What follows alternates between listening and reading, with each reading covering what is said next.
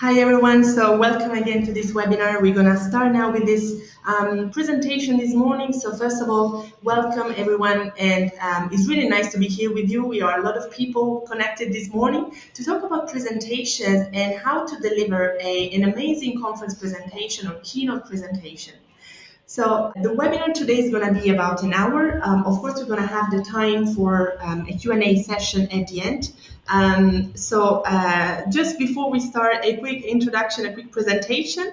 Who are the speakers this morning? So my name is Chiara Grassili. I'm a social media coach at Hootsuite, and I'm going to help you to understand how to deliver a social presentation. So how to give a little bit of a social buzz to your keynote presentation or conference presentation. So any kind of events where you actually have to present a piece of content to an audience.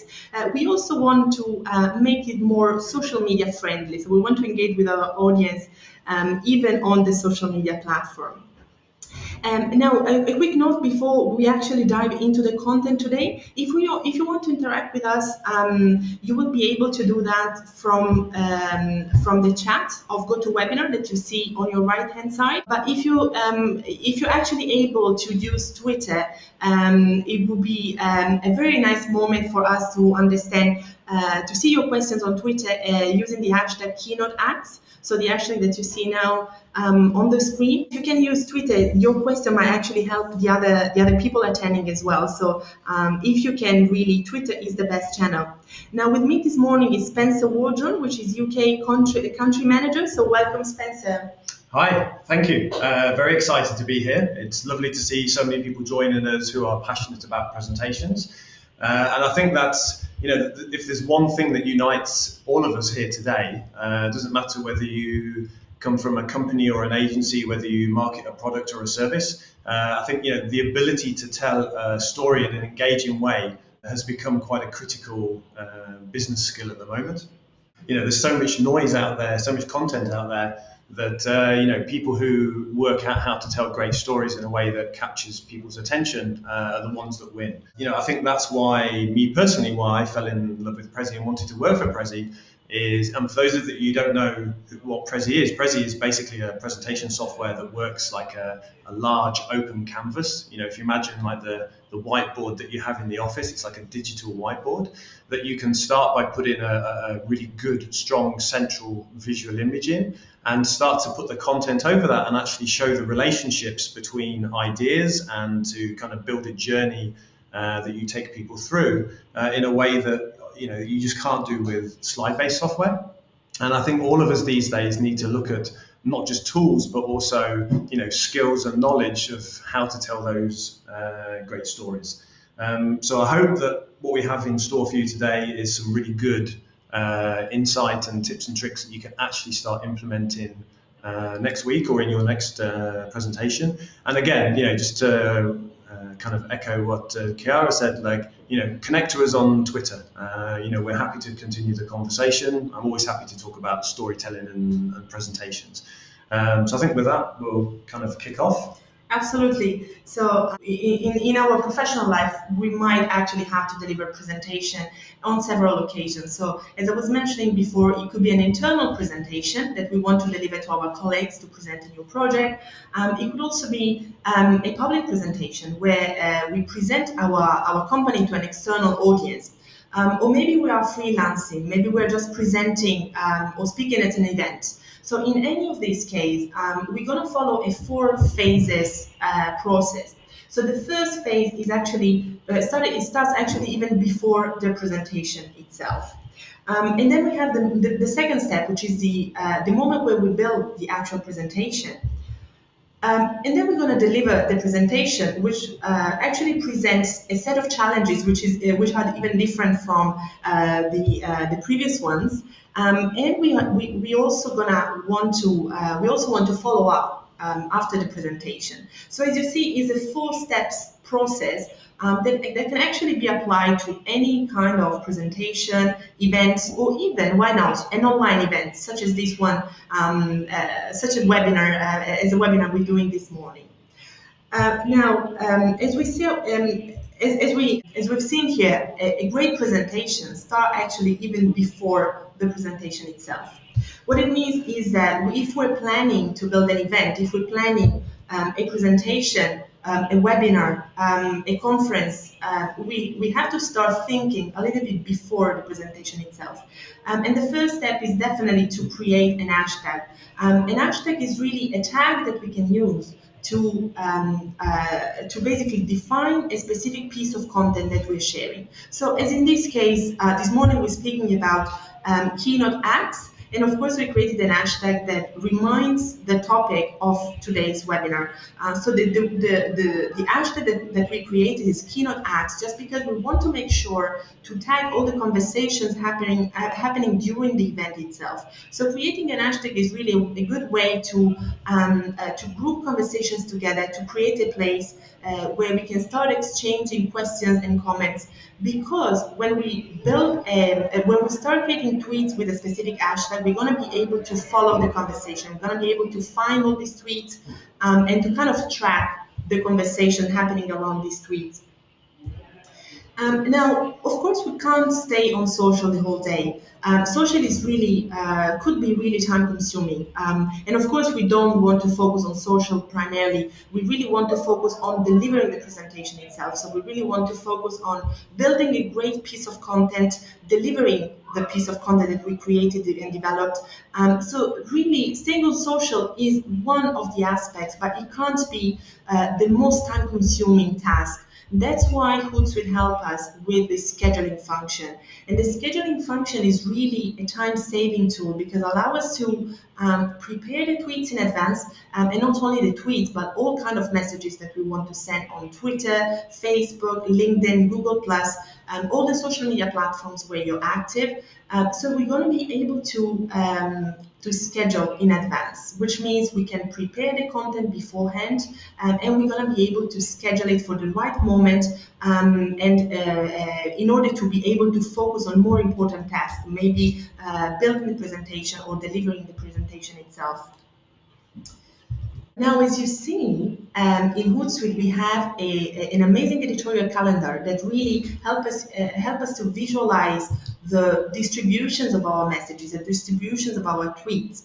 So, for example, if we want to make sure that we send a reminder at least twice a day for the 2 or 3 days before the event, as you see, it's really easy to do that with this editorial calendar that you see in your Hootsuite dashboard. So you're going to be able to have an immediate perception of how often are you tweeting, how many messages did you schedule, are they well distributed in the right time, with the right in the right number.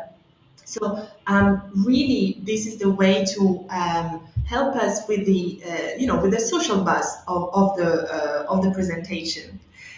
Now we also want to be able to shorten our links. So as you know, the links that we share can be quite long and I would say not really digestible when we share a tweet that is only 140 characters and half of it is actually a link. That's why we also offer a shortening tool, which is called hourly links. It's called hourly because the first part of the link will always be the OWLY, and the second part will actually be the specific website where we want to drive our audience. Now, shortening links has a double function. On one hand, it shortens it, so it makes it more digestible for people to read. But on the other hand, it also makes it trackable, which means we're going to be able to understand how many people clicked on every single link that we shared. So we can understand what kind of content resonates the most with our audience. Maybe we say the same thing, but we say it in two different ways. And maybe one of them received 20 clicks, and the other one, the other link, only received a couple of clicks. So in this way, this tracking tag that is inserted inside each link that we share can really help us understand what kind of content resonates the most with our audience. Now, with the Hootsuite dashboard, we can also cross-post, which means we can share the same piece of content on multiple social media platforms. Now, in this case, we also want to think of the specificity of each social media platform. So, for example, I would really recommend to avoid posting the same tweets on Facebook as well, because people are going to understand that is actually that is actually kind of being recycled in a way, and we don't want that. We want to make a piece of content that is really specific for each social media platform, and that's follow in a way the communication rule of the platform itself. So keep in mind that in Twitter we only have 140 characters, and we tend to use hashtags and mentioning a lot. But on other platforms such as Facebook, Google Plus, and LinkedIn, we have actually a much wider text that we can use. So we can use 600 characters in LinkedIn, more than 2,000 in Facebook. So we take full advantage of this increased text space that we have on other social media platforms. That said, if we have a neutral message, so for example, a short sentence without hashtags, without keywords, or mentioning that we want to cross-post, we can actually do that and cross-post it across all the different platforms that we have connected with Hootsuite. Now, we also want to understand feedbacks, to get feedbacks from our audience. Now, of course, the audience is not just reading what we say, it's also interacting with what we say, with what we post. And we want to make sure that we listen to what the people are saying to us, what people are telling to us in terms of feedback. So if someone is mentioning us with a comment, let's make sure that we reply as soon as possible to the comment itself, or maybe we reply to the question, especially if it's a question related to, for example, the date of the event, the day of the presentation. Maybe they want to know where the actual presentation is going to be, if it's in a physical location, or if it's an online event, maybe they want to know the link. So let's make sure that we really listen to all the feedbacks that we get and all the questions that we get. And to do that, we're going to make full use of these hashtags that we created before. And we can also use the Hootsuite dashboard to network with these people, because once we receive a question, once we receive a mention, we're also going to be able to understand who this person is, and we can maybe follow them on Twitter, we can maybe follow them on LinkedIn, we can understand a little bit more about the company they work for, and we can really start using social as a starting point to build an actual connection. And the second phase is, of course, building the actual presentation. And I'm going to hand it over to Spencer to understand a little bit more how to use Prezi to really tell a story with our presentation. Okay, thanks. So hopefully by now, you're using Hootsuite to listen to what people are talking about out there and to connect to people who, could be at your keynote, and to really start to get an understanding of, what does your audience want to hear? And I think, this is the first stage that's really critical when you put in a presentation together, is really start to understand the audience and why are they actually going to go and listen to you talk. What is it that's important to them? What is it that you can give them after that talk that they can go away and use and add value to what they're doing? And we'll kind of expand on this in a minute, but bearing that in mind, what are the main points that you want to get across, and how do you prove those points? How do you support those with messages and stories and things like that? And lastly, how are you going to persuade the audience along the way? Aristotle came up with many hundreds of years ago with pathos, logos, and ethos, which is basically, any audience has either three types of people, or each person has these three types of things in them, which is authority, emotions, and logic. And what you need to think about is, for example, if you're a startup and you're going to be presenting to some investors, then they by default will have more logic or logos, that they want to hear facts and figures, they want to see data. Or if you're presenting to the general public, for example, like the politicians are all out there doing speeches at the moment, then they're much more likely to bring emotion and authority or credibility into their talk. So again, have a bit of an understanding of the audience makeup and how that impacts what you're going to use. And one thing that I think is really useful to do for every presentation that you're going to do is this table that was created by a guy called Andrew Abella. And you basically fill in, what does my audience think now, and what do I want the audience to think afterwards? And what does the audience do now, and what do I want them to do afterwards? And again, that's really useful in helping you start to piece together the skeleton of your content. And once you've got to that stage, then it's around, okay, so let's put the outline of the presentation together. And that's really about two things. It's about creating a narrative. What do I mean by that? I mean, getting all of the pieces of content that you want to talk about and put them into a sequence that makes it interesting. And you can support that by using stories, because people will always remember stories, whether it's the story of how you came to be there, whether it's the stories of your customers. But again, those two things working together can have a really strong impact on your content. And, put that into this kind of framework, which is, I guess it's something that everybody's heard a lot in terms of, tell people what you're going to tell them it, and then tell them what you told them. But to take that a stage further, like every presentation has a beginning and an end, and a journey that you want people to take them on. And it's always a good idea to kick off with a story, because you have a few minutes in the beginning of any keynote to kind of grab people's attention. And the idea with the story, whether it's your story, a customer's story, is to really say about, okay, what's the current situation, what's the future possibilities, and how do we get to the bright future. So again, that's a really strong way to open. And then to go into your main points you want to get across. And again, I put 3 here, and you can probably get to 5, but not to try and get too much across. And again, it depends on how long your keynote is going to be for. And underneath each of those main points, to actually support it, we'll have key statements, data, stories that kind of prove what you're saying. And then towards the end, it's about repeating what you said in the beginning in terms of where you're going to take people, but also to bring in the benefits of what the future possibility is, and then to close. And again, it's important to do that because most people will remember the beginning and the end of the presentation, especially if that's wrapped up in storytelling. So the next stage after that is to start to design the presentation. And this, I could do a whole hour just on presentation design. So, I'm just going to cover like a few important things that, you should be able to take away, and it will help. The first is by using a visual metaphor.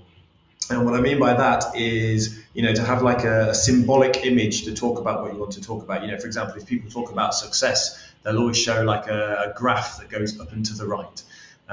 So again, the trick is finding images or, visual metaphors that are not kind of, things that are used a lot but stand out more.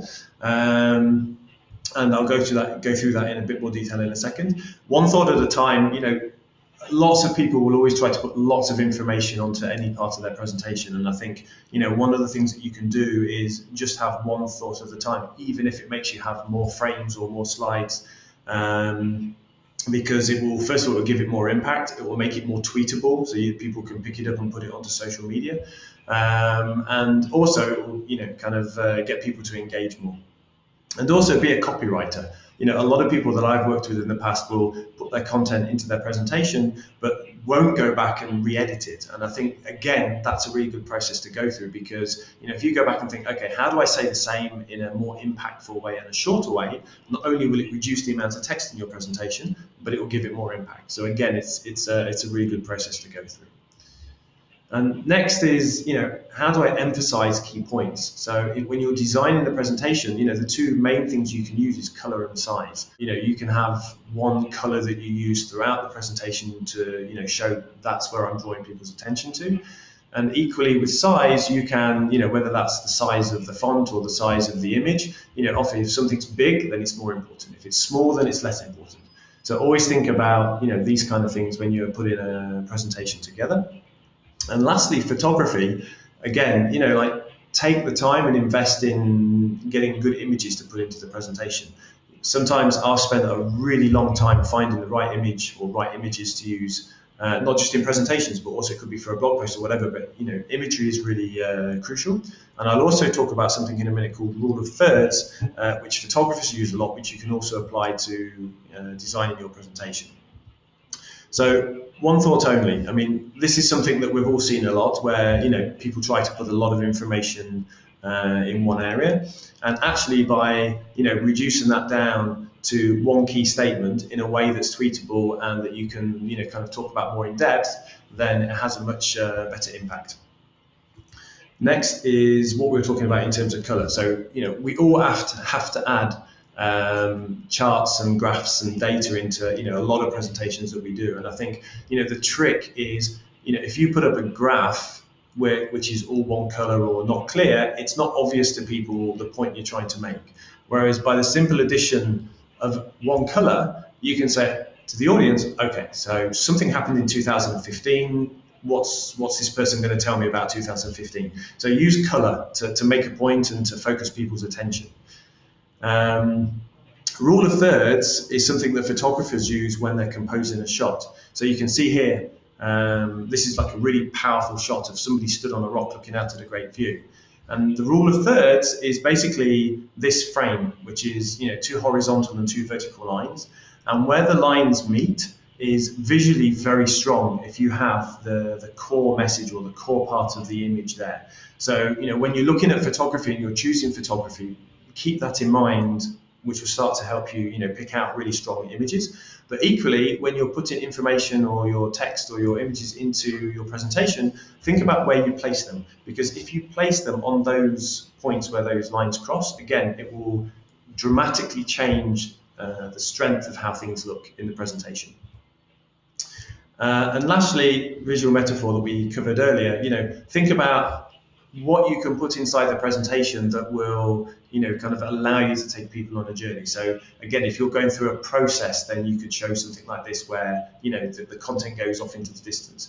I've seen mountains used really well where people will show, like a process that somebody goes through and they get over obstacles and they come to like a really great ending where lots of benefits happen. So again, you show the content as it goes up the mountain.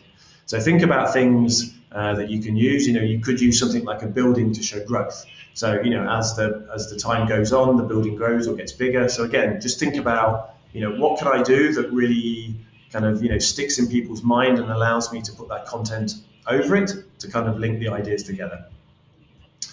And then before you stand on the stage and before you get up and give the talk, it's worth spending some time talking about how do you practice and how do you remember, because one of the things that everybody's busy, everybody doesn't have enough time, but actually taking the time to practice many times any keynote will always give not only you more confidence and more kind of like a better experience for the audience, but it will also allow you to put less text into a presentation because you need to rely on it less, to keep track of what you need to talk about and where you're going.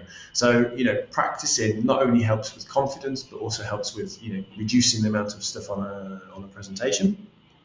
And, also look for, other opportunities to practice presenting, not just, you've got to go and talk at a conference or you need to go and do a pitch for a piece of business, but just look for any opportunity where you can stand up and talk and really get practicing how to do it. And if there's one trick that's worth knowing about, it's memory palaces, which is something that memory champions use. And it's where you really kind of picture something in your mind that very intimately well. So for example, if you imagine your house, you don't have to think hard at all to visualize your house, and exactly where everything is. And, so what you do is you take the content that you need to remember and you assign it to or link it to various parts of the journey as you walk through the house. So for example, you might start at the front door. And if you knock on somebody's door, it's about introducing yourself. So that's where you think about the content, how you introduce yourself, and you walk into the hall and there's a mirror on the wall, and the mirror is about reflection and it's about looking at the past. And maybe that's where you tell your story and tell the story of your company. So if you do that process and for some reason in the middle of your keynote you suddenly freeze and you forget where you are, all you have to do is remember, okay, where was I in my house? And then you'll get back on track. So again, it's a good tip just to be aware of. Okay, I'll hand back over to Chiara to talk about delivery of a presentation. Yeah, absolutely. So before we pass to the actual delivering phase, I wanted to take a few minutes to answer to a couple of questions that came in through the Twitter channel with the hashtag KeynoteAx. So we had a question that I found interesting about the use of images. And Merv was saying the use of images is important, but what would you sound a cautionary note about the use of other images in terms of copyrights, etc.? So Spencer, what do you think about that?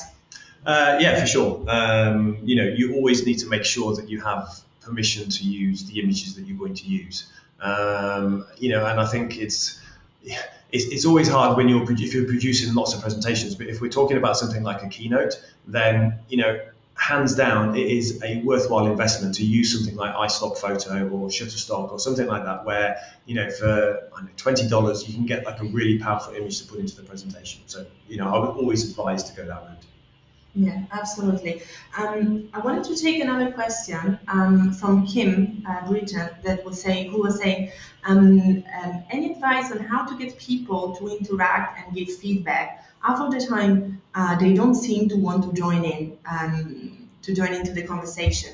And this is actually true. So I really appreciate the questions. It's sometimes hard to get your audience to interact with you. Now, there are a couple of things that you can leverage, a couple of elements that you can leverage in social. So the first tool is probably asking questions. Now, when you send out the questions on your Facebook page or on your Twitter account, people are more motivated to interact with you because you're actually giving them a reason to interact with you. So you're asking them to take action. If you want, you can actually go one step further and maybe create a sort of competition. Maybe ask people to tweet with an hashtag or to reply to a question, and then maybe you can kind of pick a winner, a sort of sweepstakes, where you can actually give away something. So maybe it could be, I don't know, if you have a service, it could be a free trial of your service, or it could be something more physical, like an object, some swags from your company. So you could also use competition as a way to try and get people more engaged. Spencer, what is your suggestion? Yeah, I was going to say, when you're actually stood up in front of an audience, this is not easy to do, but I've seen a lot of people do it very well. You can start by opening a question, and this is kind of like a nice way to keep people thinking, okay, I need to listen because he's going to ask me questions. But maybe start by saying, can you put your hand up if you've ever heard of my product, my company, whatever. But get that kind of feedback right from the beginning. Because most people will vote in a crowd to say yes, I've heard of this before or not, and that also is very powerful because it gives you, if you say to an audience, okay, how many people have heard about our company before or our product or this particular subject, then it will give you an idea about, do I need to do a bit of background, do I need to cover something that maybe I wasn't going to, or maybe I need to miss something out because people already know it. So it's quite a powerful thing. And I think as the presentation goes on, it's always a good idea to ask questions kind of throughout. And I think one of the hardest things to do is ask a question and then be silent, because if you ask a question to the audience and then don't start talking straight away, it will make it obvious that you want somebody to answer. And if you see within the next few seconds that nobody really wants to answer it, then you need to pick somebody out. And that's, again, it's not an easy thing to do as a presenter, but what you can do is you can, if you then pick somebody out and they answer, is to really big that person up and to really, say thank you for, kind of give them some kudos, if you like. Then what that is also a signal is for everybody else to think, okay, so I can feel more relaxed to talk. But again, it's not an easy thing to do when you're stood up there on your own on the stage. Yeah, absolutely. Well, on this side, I wanted to pick an interesting tweet that I received of a person asking to slow down. So I actually found it really interesting. So it's also the kind of feedback that the speaker should really take into consideration. So, well, I really appreciate the feedback, first of all. Sometimes we get quite excited about the things we talk about. So it's quite easy sometimes to speed up a little bit in a way that actually the audience find complicated, and it becomes hard to follow. So really good example of how to actually listen to feedback from our audience. Yeah, great point. So we're going to see, we are at a stage where hopefully we created a set of hashtag, or maybe just even one hashtag to build conversations around. we created a little bit of social buzz. Okay, with the scheduling function, we prepared a set number of tweets that go out every day before the presentation. And actually, I take the chance to answer to another question that I've seen in the Twitter feed before. So someone was asking how early should we start developing an hashtag? Well, I think in this case, for this webinar, we set the hashtag, I think, a month before. Yep. Yeah, so it depends on how big the event will be. If it's an internal conversation, then of course you don't need to worry too much. But if it's a public event, then definitely you want to leave the time for conversations to happen.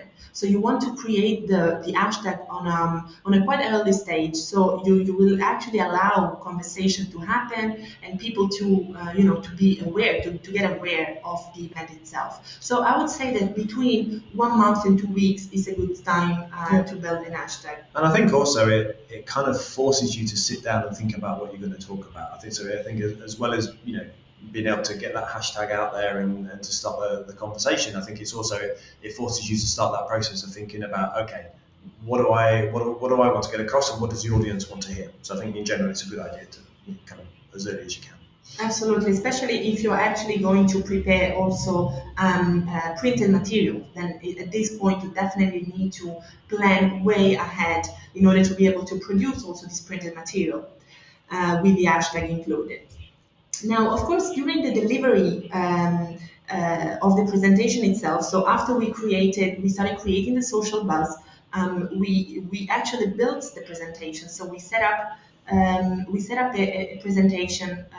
We thought the content thoroughly, and we built the presentation, trying to build a story around the topic that we want to talk about. Now it gets the moment where we have to actually deliver the presentation. And as we said before, it could either be a physical presentation, so it could really be on the stage, such as in a TED talk, or where you're pitching your idea to investors, or any kind of events where you are actually on a stage. But it could also be a webinar, like an online webinar, such as this one this morning. Now there is a social aspect to a presentation, and then there is also a more specific delivery part of the presentation. Now, during the presentation itself, we still want to keep an eye out on social, because we still want to listen to the conversation happening during the presentation itself. Now, this poses quite a few challenges. First of all, if you are the only speaker, you need to be able to kind of do two things at a time, which is not always easy. Now, we have a couple of tricks that we can use, but definitely if you are speaking with someone else, it becomes easier, because of course you can have someone checking the conversations, the question coming in, and then you can kind of take the time to reply after someone else has filtered the questions. You can always use the Hootsuite dashboard to kind of make it easier.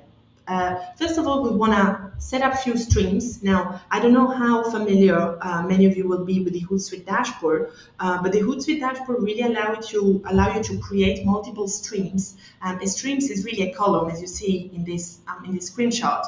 Is really a column that will allow you to focus on a specific aspect of your social media interactions. It could be, for example, a column that really shows you only the mentions, for example, as in this case. So if you want to monitor the mentions that you receive on Twitter, you're going to be able to build a column where you will see only the mentions that you receive. Or maybe you're monitoring the hashtags that you created. So in this case, you're also able to monitor a specific hashtag, or maybe even keywords, because in this case, you might want to grab all the different ways that people use to send you questions. Maybe they misspell the hashtag. Maybe you want to also see what people say using the simple keyword rather than the hashtag that you created. People are creative, so they don't necessarily follow your rules. Okay, so we can try to drive conversations around an hashtag, but actually people will talk in many different ways. So let's make sure that we try and grab as many conversations as possible. We try to see all the possible conversations, even if they are spelled in a different ways, or if they are organized in a different ways than we thought before. Now the Hootsuite dashboard allow you to do that because you can create multiple columns that will allow you to keep one next to the other, all the different keywords that you're mentioning. You can also monitor the hashtags, so the keywords and the hashtags can be kept next to each other. And in this case, we're really listening to as many conversations as possible. So the listening aspect of social media is really, really important. And when I normally speak about social media, I always stress the difference between the traditional media and the social media. Now, the traditional media is not able to listen. The traditional media is just talking. But when we speak about social media, we're talking about a two-channel interaction, a two-ways interaction. So we talk, but we also listen. And really, the listening aspect is vital if you really want to get the most out of your social media during the presentation, after the presentation, and actually, if you are on social as a company throughout all your company life.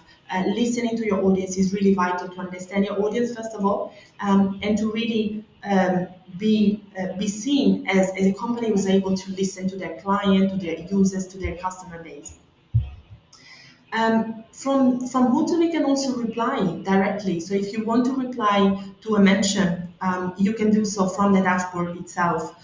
You can retweet if you want to give credit to someone. So for example, if someone sent out a tweet during your conversation, maybe he found a specific phrase particularly catchy, so they tweeted it. This is really common during presentation, especially if you're good enough, if you're able to deliver the presentation in a way that there are tweetable sentences, then this is going to be something that people are going to tweet. So in this case, you can also get these mentions, get these tweets that people send during the presentation, and just reply or retweet. Maybe just send a thank you note, just to say thank you for this, for outlining this sentence, or thank you for participating into the conversation. Thank you for your contribution. Really, it's important to reply to all the different mentions because it gives credit to people. It gives a sign. It really shows them that you're caring about what they're saying. If you want to grab even more information, if you want to see even more conversation happening during the event itself, especially if the event is gonna take place in a specific location, we can also use the Hootlet. Now the Hootlet allow you to grab all the conversation happening in a specific location, regardless of the keyword. So in this case, we're gonna be able to monitor a specific hashtag. Okay. In this case, we're just looking at the conversation happening all over the world that contain this hashtag, but we're also going to be able to focus on a specific location. Now, if you want to do this kind of search, you simply need to install the Hootlet, which is a free extension for Chrome and Firefox. Once you have the Hootlet extension installed, you simply go on the Google map, and any position that you point, any point, any location that you point on the map, you're going to see a tweets near here option, which means you can actually set up a specific search for all the tweets that have been sent from a specific location in a specific position. It can be as specific as 500 meters radius. So if you want to grab all the conversation happening in an area of 500 meters, simply use the Hootlet, and at this point, you're going to be able to really see all the content that people are sending out. Okay, so let's talk a bit about the tough bit of standing on the stage and actually giving the presentation. Hopefully we've done lots of practicing and we know the content very well. And, I think the first thing to mention is, and this is a question I get asked a lot, is, where do I look when I'm actually stood up on stage? Do I look at the back of the room? And I think that the best advice I can give is to pick different people in the audience and move around a lot, but actually look at people's faces, because again, they get that feeling of being engaged. Now, when you first kind of get up on that stage, there's normally 5 minutes where people are coming in, getting settled, getting into their chairs. Maybe they're doing something with the technical side of the presentation.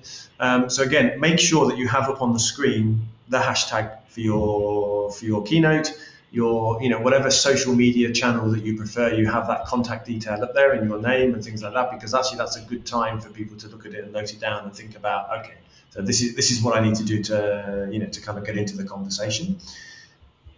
And the next, which we started to speak about earlier after one of the questions from the audience, in terms of, open with a question. Go straight in there and say, how many people have heard about my product, my company, or this subject today, and use that to gauge the level of knowledge or experience in an audience. If you're feeling really brave and you feel that the audience might be kind of up for it, then you could even ask people to vote by sitting on one side of the room or the other, and then use that as you continue through the keynote to say, okay, so I know that this side of the audience thinks this and that side thinks that, so maybe you can have some fun with that and to continue to ask questions as time goes on. And also, start off by handling how you want questions and answers, because some people prefer for it to be more interactive and for people to interrupt and ask questions as it goes along, and other people like to kind of contain that all to the end. And I think, that comes down to your personal preference, but I think the important thing is to allow enough time for it, because, Q&A is when people get to ask what they really want from the talk. That's when they're sitting there throughout your keynote thinking, oh, I hope they talk about this, but that's their chance to ask the question. So, as much as it's, especially on, in a keynote environment, because you have no idea what questions will be kind of fired at you, but it's a really important part that can really add a lot of value. Next is obviously, hopefully you've also worked out that, certain key messages or key statements that, you've written that are less than 140 characters. And, these are the kind of things that you want people to talk about on social media, but it's also how you deliver them. Because if you look at a lot of prolific keynote speakers, they will use, kind of things like, you can pause or lower your voice slightly before you say something, which will automatically make people lean in a bit and want to listen to what you're going to say, and to also pause at the end. So you say the statement and then pause, because again, it not only gives people time to kind of use it and to talk about it, but it also gives it that importance. And if it's a real critical point, a critical message that you want to get across, repeat it. If you watch a lot of big keynote people, they will say, so in 2016, the market will do X, Y, and Z. And then they'll say, let me say that again. The market in 2016 will do X, Y, and Z. So what it does is it tells your audience, actually, yeah, this is a really important piece of information. So again, think about how you use your voice on things like that.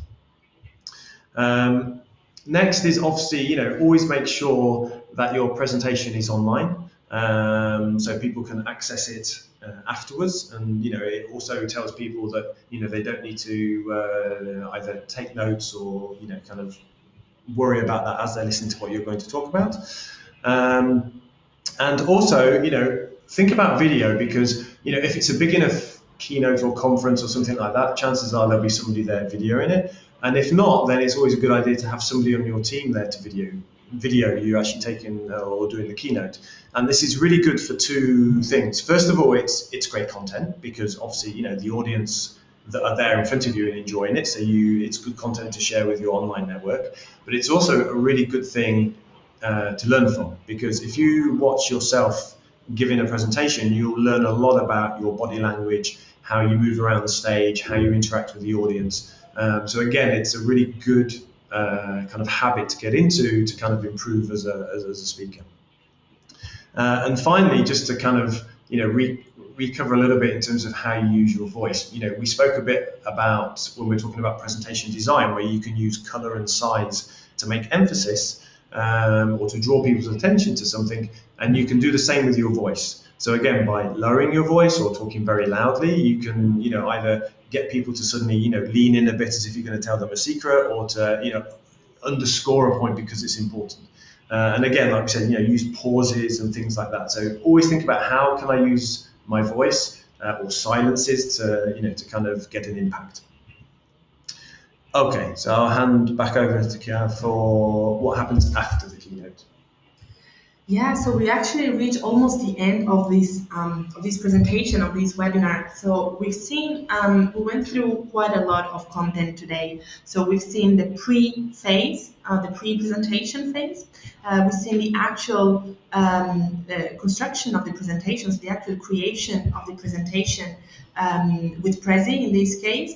We've seen how to make the presentation more sociable in a way, so more social media friendly, how to listen to our audience during the presentation itself, and how to stand up and finally deliver the conversation, the presentation. Now, what's happening after we deliver the presentation?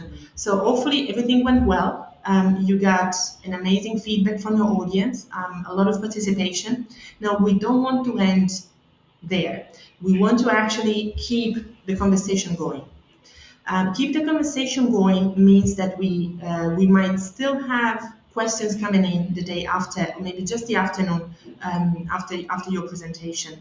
So we don't wanna drop the ball immediately. We want to keep monitoring a little bit the hashtag, or if people are still sending us questions, or are still opening conversations with us, maybe they want to see the recordings. As we've seen before, recording the event it's important. And on this point, I just wanted to reply to few questions that came in. Few people asked me if this presentation is recorded. It is, and we're going to share both the Prezi presentation and the recording itself. We're going to share it on YouTube, so we're going to share through our Twitter handle, and you're also going to receive it from on the email, on the follow-up email after the presentation. So keep the conversation going means keep an eye out for every kind of interaction that might still happen after the event itself. So people might still talk with you, and we want to listen to what they are saying. We also want to monitor the engagement. So we want to track in a more in a more in a more secure way, in order to be able to evaluate the ROI in a way of our presentation. Now it's really hard to measure the ROI of a presentation in a mathematical way, but we can still try. So if you remember at the beginning of the presentation this morning, we said that you can actually use the hourly links to share your content. So if you want to share the links to your Prezi presentation, if you want to share the links to your recording, for example, or to the actual registration page. So any piece of content that you want to share through social can be shared through an hourly link. Now, as we said before, the hourly link is an internal tool that you find in Hootsuite, in the Hootsuite dashboard. Even if you have a free account in Hootsuite, you still have access to the shortener tool. So you can shorten every single link that you share. And this will allow you to monitor and to measure specifically the number of clicks that every links receive. We can also see the mentions. We can also see the number of mentions, the number of retweets. And again, I took the opportunity to answer to another questions I believe it was Merv, who sent me questions on Twitter, asking if there are specific tools inside Hootsuite to monitor and track and measure. So we do have specific, there is a specific reporting section where we will be able to create reports that will help us understand how many mentions, how many tweets, how many retweets we received on our account. And if you use the hourly links, you'll also be able to track the number of clicks that you received on every link. Now, this will allow you to understand how your audience engage with you and what is the type of content that resonates the most with your audience. It's also a learning curve for you because, of course, you might say the same concept in many different ways, and you will see different levels of interaction. So some pieces of content will actually receive a lot of clicks. Some other tweets or posts will not receive as many clicks. So this is also a way for you to understand the effectiveness of your communication and to actually modify your communication style over time. Just of course steering towards the kind of communication that receive the most engagement, the more links, clicks. And of course, we also want to follow up. So we want to maybe send a follow-up email to all the people who attended the events. Maybe we want to send them a tweet, maybe a thank you note. Maybe we also want to give them a few takeaways before they leave the presentation. We also want to leave them with some takeaways, so in order to make sure that they are clear on what they learn during your presentation. So this means that the presentation itself doesn't end in the room of the presentation, but there's really much more going on. And of course, you have a lot of tools that you can use, from reports, monitoring tools, and really to make sure that you will keep improving on your presentations. So I think we covered pretty much everything we wanted to show you today. So as you see here, we have a few examples of what you can monitor. If you want to learn more about Hootsuite or about Prezi, of course, feel free to connect with us on Twitter. We always on Twitter. Personally, I am. Spencer, I think, as well. Yeah, I'm always very happy to get into conversations around presentations, design, things like that. The link you can see here on the screen is the link for the Prezi, so you can go online and say it. There's a few questions come in, so I'm just going to pick off a couple. Charlotte asked about a design question. Is there somewhere I can learn more tips and tricks for Prezi presentations? Great question. I think it's in general, look at as many other Prezis as you can. If you go on Prezi.com, there's the Explore page, which we showcase, kind of great Prezis that we find. And again, if you see any great Prezis, then send them to me. And also to just in general, kind of Prezi if you go to Google, just search Prezi support. We have a lot of tutorials and webinars and things like that where you can learn a lot about Prezi. But again, it's practice. It's the best way to do it. And I just also wanted to pick out a question from Merv, who asked around, do you recommend putting presentations online beforehand? And I think it kind of comes down to what have you got inside that presentation, because if there's something that you really don't want people to see ahead of time because it will spoil a surprise in the presentation, or you want to kind of build up that anticipation as you go through it, then I wouldn't. If you think it's something that's just you want to get some feedback beforehand, or you want the audience to prepare for something maybe, then yes, put it online and talk about it before. But I think that's a personal choice that comes down to what are you going to do with the presentation.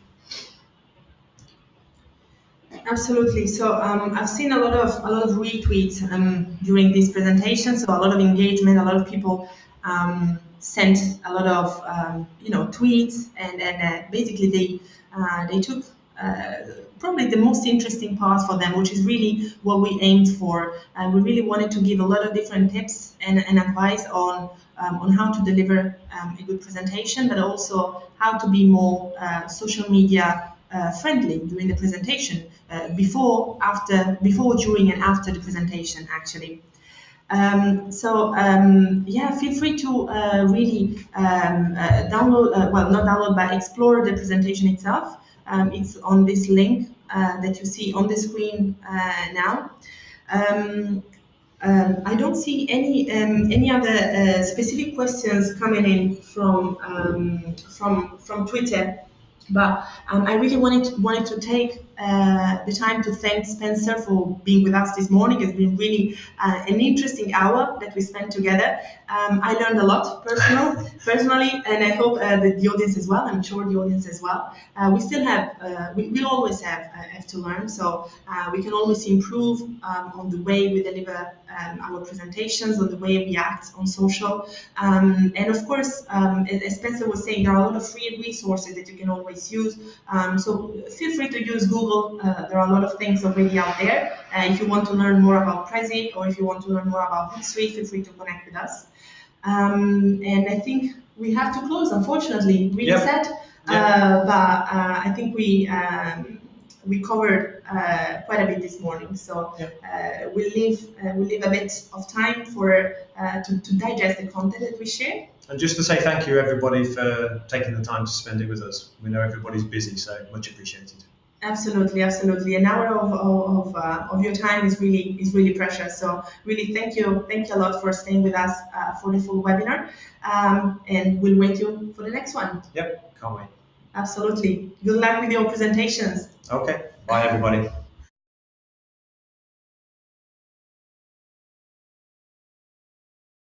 This morning. Now, as we see, as we've seen here, a great presentation start actually even before the presentation itself. What it means is that if we're planning to build an event, if we're planning a presentation, a webinar, a conference, we have to start thinking a little bit before the presentation itself. And the first step is definitely to create an hashtag. An hashtag is really a tag that we can use to basically define a specific piece of content that we're sharing. So as in this case, this morning we're speaking about keynote acts, and of course we created an hashtag that reminds the topic of today's webinar. So the hashtag that we created is keynote acts, just because we want to make sure to tag all the conversations happening during the event itself. So creating an hashtag is really a good way to group conversations together, to create a place where we can start exchanging questions and comments. Because when we when we start creating tweets with a specific hashtag, we're going to be able to follow in our professional life, we might actually have to deliver a presentation on several occasions. So as I was mentioning before, it could be an internal presentation that we want to deliver to our colleagues to present a new project. It could also be a public presentation where we present our company to an external audience. Or maybe we are freelancing, maybe we're just presenting or speaking at an event. So in any of these cases, we're going to follow a 4 phases process. So the first phase is actually, it starts actually even before the presentation itself. And then we have the second step, which is the moment where we build the actual presentation. And then we're going to deliver the presentation, which actually presents a set of challenges, which are even different from the previous ones. And we also want to follow up after the presentation. So as you see, it's a 4 steps process that can actually be applied to any kind of presentation, event, or even, why not, an online event, such as this one, such a webinar, as a webinar we do. To do that from the chat of GoToWebinar that you see on your right-hand side. But if you're actually able to use Twitter, it would be a very nice moment for us to understand, to see your questions on Twitter using the hashtag KeynoteActs. So the hashtag that you see now on the screen. If you can use Twitter, your question might actually help the other people attending as well. So if you can, really, Twitter is the best channel. Now with me this morning is Spencer Wardron, which is UK country manager. So welcome, Spencer. Hi, thank you. Very excited to be here. It's lovely to see so many people joining us who are passionate about presentations. And I think that's, if there's one thing that unites all of us here today, it doesn't matter whether you come from a company or an agency, whether you market a product or a service. I think, the ability to tell a story in an engaging way has become quite a critical business skill at the moment. There's so much noise out there, so much content out there that people who work out how to tell great stories in a way that captures people's attention are the ones that win. I think that's why I fell in love with Prezi and wanted to work for Prezi. And for those of you who don't know what Prezi is basically a presentation software that works like a large open canvas. If you imagine like the whiteboard that you have in the office, it's like a digital whiteboard that you can start by putting a really good, strong central visual image in and start to put the content over that and actually show the relationships between ideas and to kind of build a journey that you take people through in a way that you just can't do with slide-based software. And I think all of us these days need to look at not just tools, but also skills and knowledge of how to tell those great stories. So I hope that what we have in store for you today is some really good insight and tips and tricks that you can actually start implementing next week or in your next presentation. And again, just to kind of echo what Chiara said, like, connect to us on Twitter. We're happy to continue the conversation. I'm always happy to talk about storytelling and presentations. So I think with that, we'll kind of kick off. Absolutely. So, hi everyone. So welcome again to this webinar. We're going to start now with this presentation this morning. So first of all, welcome everyone, and it's really nice to be here with you. We are a lot of people connected this morning to talk about presentations and how to deliver an amazing conference presentation or keynote presentation. So the webinar today is going to be about an hour. Of course, we're going to have the time for a Q&A session at the end. Just before we start, a quick introduction, a quick presentation. Who are the speakers this morning? So my name is Chiara Grassilli. I'm a social media coach at Hootsuite, and I'm going to help you to understand how to deliver a social presentation. So how to give a little bit of a social buzz to your keynote presentation or conference presentation. So any kind of events where you actually have to present a piece of content to an audience.